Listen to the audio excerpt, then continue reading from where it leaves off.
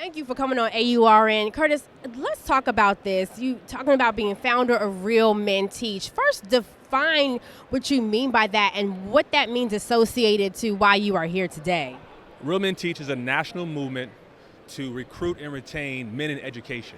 But we do so by promoting positive images and narratives and storytelling about male educators. And so we raise money for scholarship, we build community, and really empower men around education. So I'm here in many capacities, but today to talk about what we call Real Men Vote.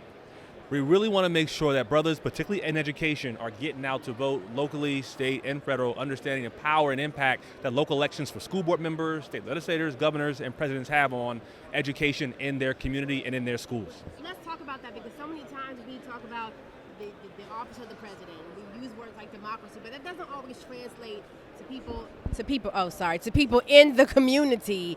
And so how important is it when we talk about that down ballot, or how important is it when we talk about getting on school boards and the power in that to control your community? Well, follow the money. The average school is funded 70% with local dollars, 20% with state dollars, and 10% with federal dollars. So if you just look at it from that perspective, 70% of what happens in your school is going to take place at the local level. And that school board member is going to direct who the superintendent is, going to direct how schools are funded and how your district is funded. And so if you could look at it from just that perspective alone, you need to know who your member of the school board is, member of the city council, who the mayor is, who's going to appoint members of the city council, and the school board.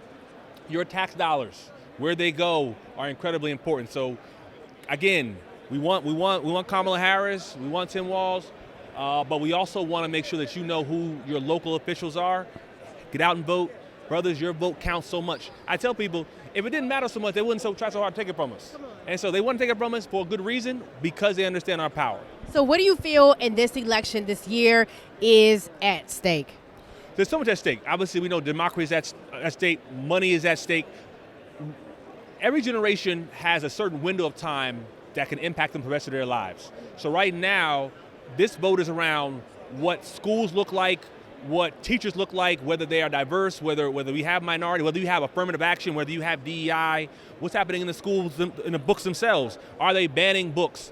Are they funding schools equitably? Are they funding HBCUs? I'm a proud Morehouse man. Are they funding HBCUs equitably?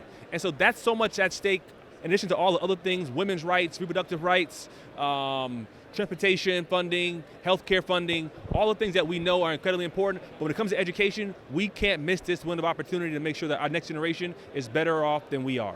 Thank you so much for talking with AURN, and you are always welcome on our network to share more information. No, thank you so much. We'll push you out to our Real Men Teach community. They want to learn about you, and we want to learn about them as well. Thank you.